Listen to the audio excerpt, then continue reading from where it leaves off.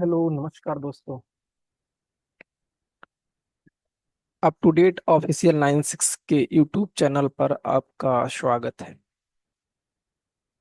हाल ही में चर्चा रहा है जो एफसीआई, आइए हम उसके बारे में चर्चा करते हैं कि एफसीआई की जो वैकेंसी आ रही है उसका क्या एग्जाम पैटर्न होगा, ओवरव्यू क्या है उसका, सिलेबस क्या रहेगा, नोटिफिकेशन कब तक आएगी, वैकेंसी कितनी रहेगी। इन सब मुद्दों पर हम बात करेंगे, ठीक है।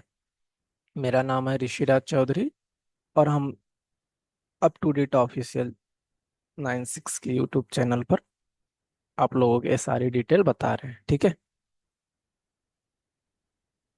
आइए स्टार्ट करते हैं हम लोग। जैसा कि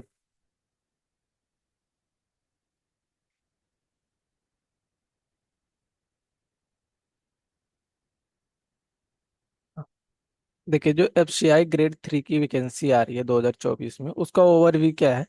तो ऑर्गेनाइजेशन जो है, ऑर्गेनाइजेशन जो होती है फूड कॉरपोरेशन ऑफ इंडिया होती है।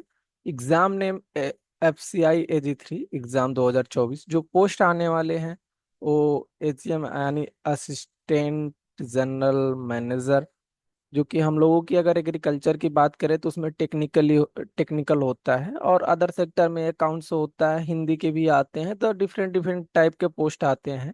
और AG3 की जो वैकेंसी आने वाली है, AGM3 की जो वैकेंसी आने वाली है वो 4,000 प्लस होगी। हाँ, लेकिन उसमें से जो एग्रीकल्चर की बात हम करेंगे तो एग्रीकल्चर के नंबर ऑफ वैकेंसी 500 से ले 500 प्लस ही रहती है, कम नहीं होगी। इसे अगर मिनिमम बात करें तो 500 प्लस रहेगी, ठीक है। लेकिन जब होल की बात करेंगे AG3 में कितनी टोटल वैकेंसी आ रही है, तो वो हम बात करेंगे कि वो 4,000 प्लस आ रही है। नोटिफिकेशन कब तक जारी हो सकता है, देखो कमिंग सिंह या रिलीजिंग सिंह मैंने यहाँ डाल दिया है, बट इतना मान के चलो अक्टूबर नवंबर तक इसकी वैकेंसी आपको देखने को मिल जाएगी।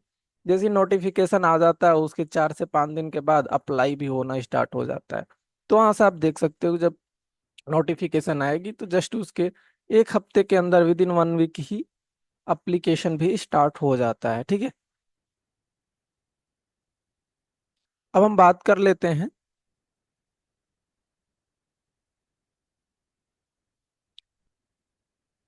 एज लिमिट की या क्राइटेरिया की, क्या क्या रहेगा। एज लिमिट की बात करें तो हम मिनिमम अगर एज की बात करें तो 21 ईयर, और मैक्सिमम की बात करें तो 27 ईयर। हाँ, इसके साथ साथ अगर आप बैकवर्ड हैं या फिर SC ST हैं तो उसमें आपको एज क्या रिलैक्सेशन मिलता है। अगर OBC है तो 3 साल का मिल जाता है, और अगर SC ST है तो आपको 5 साल का रिलैक्सेशन मिल जाता है। आप हैंडीकैप है तो उसके लिए भी एडिशनल मिल जाता है। आप जब नोटिफिकेशन आएगी तो वहाँ पूरा फुल डिटेल दिया रहेगा, वहां से आप जाके पढ़ लीजिएगा, ठीक है। एलिजिबिलिटी की बात करें या योग्यता की बात करें कि इसके लिए कौन कौन कौन फॉर्म अप्लाई कर सकता है, क्या रिक्वायरमेंट होगी इसके लिए। तो हाँ, इसके लिए बात करें तो BSc एग्रीकल्चर आपकी होनी चाहिए। उसके साथ साथ अगर आपके पास BTech भी है तो भी आप अप्लाई कर सकते हैं। इंजीनियरिंग है, एग्रीकल्चर इंजीनियरिंग है, तो भी आप अप्लाई कर सकते हैं।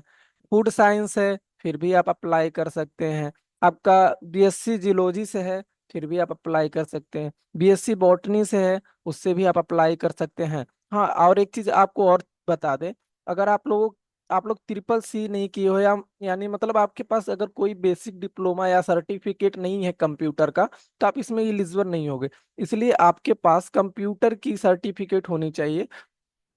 तो हम तो इससे अच्छा मानते हैं कि सबसे ज्यादा जो अच्छा बिल्टर रहता है वो ट्रिपल C का रहता है कम, क्योंकि जल्द ही अभी आपके पास टाइम भी है। अप्लाई कर देंगे तो 2 से 3 महीने बाद आपका सर्टिफिकेट भी बन के आ जाएगा। तो आपको ट्रिपल C की रिक्वायर्ड होती है वहां पर, ठीक है। आइए एग्जाम पैटर्न की बात करें हम लोग। तो एग्जाम पैटर्न की बात करें, 2 फेजेस में इसका एग्जाम होता है। फेज फेज जो फेज फर्स्ट होता है प्री एग्जाम होता है, उसमें क्वालिफाई नेचर का होता है, केवल क्वालिफाई करना होता है आपको। फिर सेकेंड की बात करें तो ये यहाँ से आपकी सिलेक्शन की प्रक्रिया स्टार्ट हो जाती है। ये स्कोरर नंबर होते हैं, आप जितना स्कोर करेंगे आप सेम कैटेगरी में बढ़ते चले जाएंगे। अब यहाँ की इसकी फुल डिटेल बात करेंगे हम आगे की स्लाइड में। फेज 2 में भी आपके 2 पेपर होते हैं। एक तो पेपर फर्स्ट जो होता है वो सबके लिए कॉमन होता है। पेपर सेकेंड जो होता है दो दो भागों में बढ़ जाता है, 2 ग्रुप में बढ़ जाता है, ग्रुप A और ग्रुप B। यानी कि पेपर सेकेंड आप चॉइस कर सकते हैं, आपके अकॉर्डिंग होता है। पेपर सेकेंड में ग्रुप A ग्रुप B हो जाता है, ठीक है। तो ग्रुप A वाले में अगर आप देखेंगे तो एग्रीकल्चर, बॉटनी और जियोलॉजी हो जाती है। ग्रुप बी वाले में जाएंगे तो एग्रीकल्चर तो कॉमन ही है, उसके साथ साथ फिजिक्स और केमिस्ट्री ऐड हो जाता है। ठीक है, आइए इस सब सारी चीजें को हम आगे स्लाइड नेक्स्ट स्लाइड में आपको दिखाते हैं। ठीक है।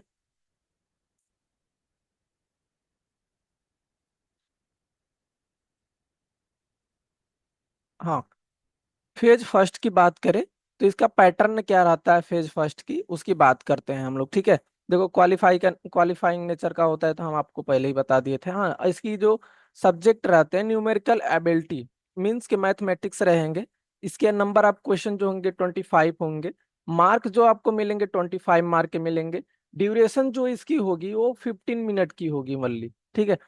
रीजनिंग की बात करें तो रीजनिंग में भी 25 क्वेश्चन होते हैं, 25 मार्क के होते हैं, 15 मिनट इसके लिए भी मिलने वाले हैं। वही इंग्लिश की बात करें आप, आपकी तो 25 क्वेश्चन, 25 मार्क के, 15 मिनट। और वही जनरल में भी 25 क्वेश्चन होते हैं, 25 मार्क के होते हैं, 15 मिनट यहाँ भी आपको मिलने वाले हैं। ओवरऑल देखें तो आपके 100 क्वेश्चन होते हैं, 100 मार्क के होते हैं, 60 मिनट आपको मिलने वाले हैं। ठीक है। हाँ, एक चीज और बता दें, जो मैथ रीजनिंग और जनरल नॉलेज है ये आपको बाइलिंगुअल मिलेंगे। इंग्लिश तो इंग्लिश में खैर रहता ही है। ठीक है, आपको दोनों जो पेपर है वो दोनों भाषाओं में मिलेगी, हिंदी और इंग्लिश दोनों भाषाओं में आपको देखने को मिलेगा। आपका कट ऑफ जो होती है, प्री में क्वालिफाई करना होता है तो ज्यादा कट ऑफ जाती नहीं है। आईबीपीएस कंडक्ट करवाती है, तो जो एस्पिरेंट आईबीपीएस एएफओ की तैयारी कर सकते हैं, अगर आईबीपीएस एएफओ में आपका 40% भी चांस है तो एफसीआई में 100% जॉब लेना अनिवार्य, 100% जॉब मिलना तय हो जाता है। ठीक है, क्योंकि उसमें नंबर ऑफ पार्टिसिपेंट कम होते हैं एफसीआई में। ठीक है, आइए बात करते हैं, कट ऑफ भी इसकी थोड़ी कम जाती है। आइए बात करते हैं सेकेंड फेज की, सेकेंड फेज का कैसे क्या रहेगा। ठीक है,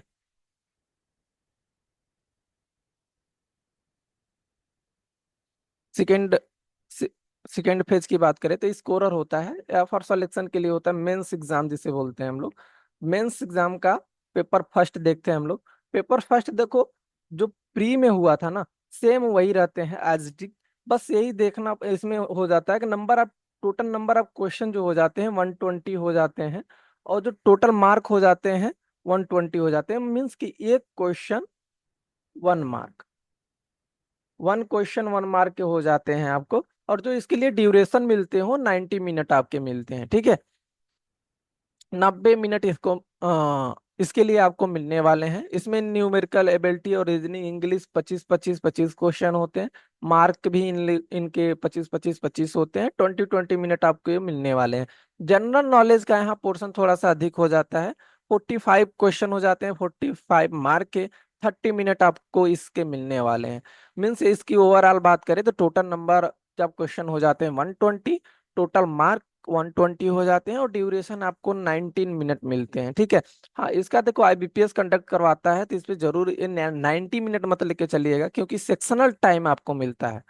हर सेक्शन पे आपको जो टाइम निर्धारित की जाती है उसी टाइम के अकॉर्डिंग ही आपको सारा सबमिट करना पड़ जाता है। ठीक है, आइए नेक्स्ट बात करते हैं पेपर टू की।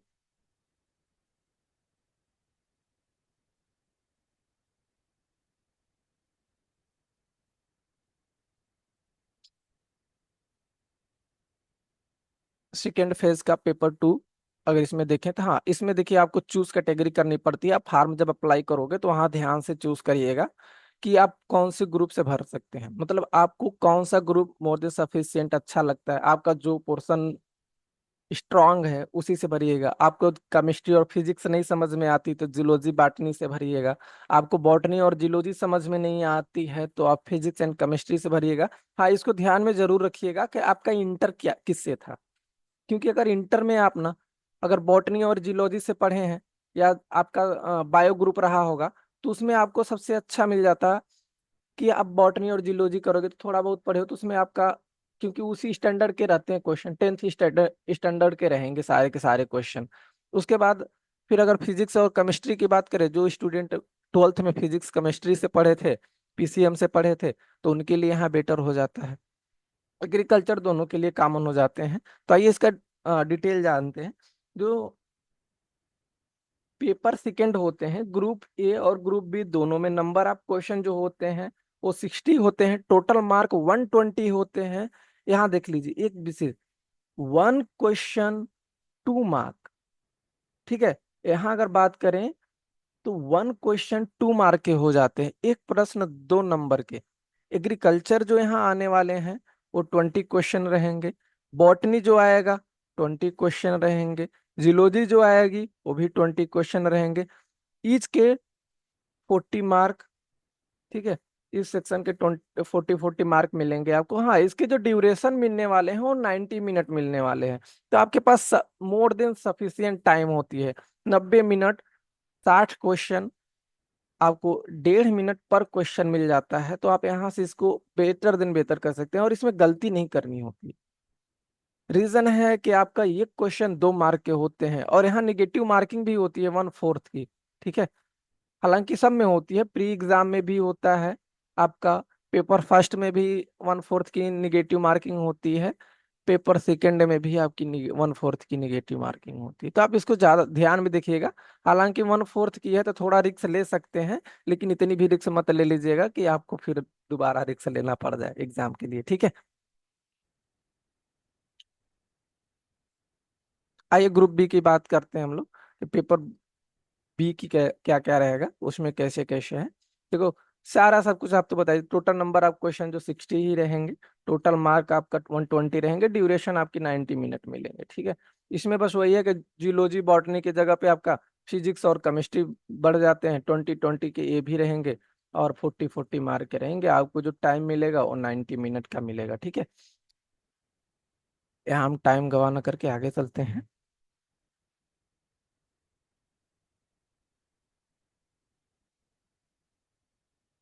बात करते हैं, देखिए, सिलेबस की। सिलेबस की बात करें तो phase first and phase second, phase first and phase second का पेपर फर्स्ट, इसका सिलेबस देखते हैं। क्योंकि उसमें देखो मैथ, रीजनिंग, इंग्लिश और जीके जीके जीके जीएस का हम लोग सिलेबस देखते हैं। देखिए, इंग्लिश में आपका जो जो आएगा उसके लिए देख लेते हैं थोड़ा सा। सेंटेंस इम्प्रूवमेंट, हाँ थोड़ा सा इसको एकदम विशेष ध्यान दीजिएगा क्योंकि आता है। इडियम्स एंड फ्रेजेस, 1 2 क्वेश्चन यहाँ से आ जाते हैं। एक क्वेश्चन एंटोनिम से आ जाता है, एक क्वेश्चन सिनोनिम से आ जाता है। तो इसको आप ध्यान, एंटोनिम्स एंड सिनोनिम्स एक एक एक क्वेश्चन आ जाते हैं। पारा कंप्लीशन यहाँ से ज्यादा क्वेश्चन आते नहीं है। Active voice and passive voice यहाँ से का क्वेश्चन मिल जाते हैं, बेसिक ये भी नहीं रह गया है अब। बेसिक ग्रामर कहाँ होना चाहिए आपको, ग्रामर पोर्शन आना चाहिए। एरर डिटेक्शन आप लगभग में 4 से 5 क्वेश्चन पूछे जाते हैं। रीडिंग कंप्रेहेंशन, रीडिंग कंप्रेहेंशन के 5 6 क्वेश्चन आपको मिलेंगे। क्लोज टेस्ट, क्लोज टेस्ट भी देखने को मिल जाते हैं। अगर आपको रीडिंग कंप्रेहेंशन के ही तौर पे क्लोज टेस्ट भी मिल जाते हैं। फिलिंग द ब्लैंक आपके क्लोज टेस्ट के ही में ही रहेंगे। ठीक है, एंटोनिम्स सिनोनिम्स आपको बता ही दिए। पारा जंबल 1 से 2 क्वेश्चन आपको मिल जाएंगे और सेंटेंस अरेंजमेंट भी आपको 1 से 2 क्वेश्चन मिल जाएंगे। ठीक है, 13 इसका पैटर्न हो जाते हैं। रीजनिंग की बात करें हम लोग तो अरेंजमेंट एंड पैटर्न जो होती है वो भी क्वेश्चन होते हैं। सिलोलॉजिम के 2 से 3 क्वेश्चन आपको मिलेंगे। एनोलॉजी नहीं आती है ज्यादातर।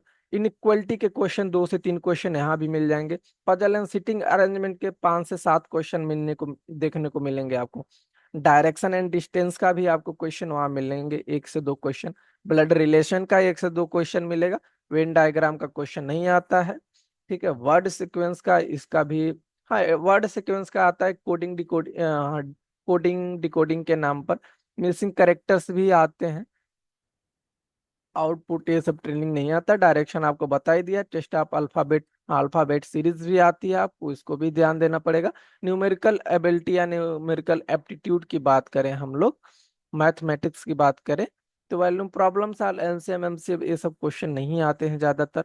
ओल्ड मैन आउटपुट ये भी क्वेश्चन नहीं आते हैं यहाँ से। क्वाड्रेटिक इक्वेशन आते हैं, 2 से 3 क्वेश्चन यहाँ से आपको देखने को मिल जाते हैं। ठीक है, प्रोबेबिलिटी 1 से 2 क्वेश्चन यहाँ प्रोबेबिलिटी के, हालांकि रियर केस में एक आध क्वेश्चन आ जाते हैं। प्रॉफिट लॉस के 1 से 2 क्वेश्चन आ जाते हैं। सिंप्लीफिकेशन एंड अप्रोक्सीमेशन या बेसिक कैलकुलेशन की बात करें तो 5 से 6 क्वेश्चन आपको यहाँ से मिल जाएंगे। ठीक है, क्वाड्रेटिक इक्वेशन मैंने ऑलरेडी बात कर रखा है। Time and time and work से 1 क्वेश्चन रहेंगे। Time, speed, time and distance से भी आपको 1 क्वेश्चन मिलेंगे। Simple interest and compound interest से 1 से 2 क्वेश्चन आपको यहाँ से मिल जाएंगे। डाटा इंटरप्रिटेशन से आपको 5 क्वेश्चन मिलेंगे। नंबर सीरीज से भी आपको 2-3 क्वेश्चन देखने को मिल जाते हैं। अरिथमेटिक की जितने बाकी रिमेनिंग पोर्शन है वहां से भी क्वेश्चन पूछ लिए जाते हैं। मीन्स के alligation and mixture, percentage, average, यहाँ से भी क्वेश्चन पूछे जाते हैं। ठीक है। जनरल अवेयरनेस की बात करें, देखो बहुत बड़ा है जनरल अवेयरनेस, कितना पढ़ें।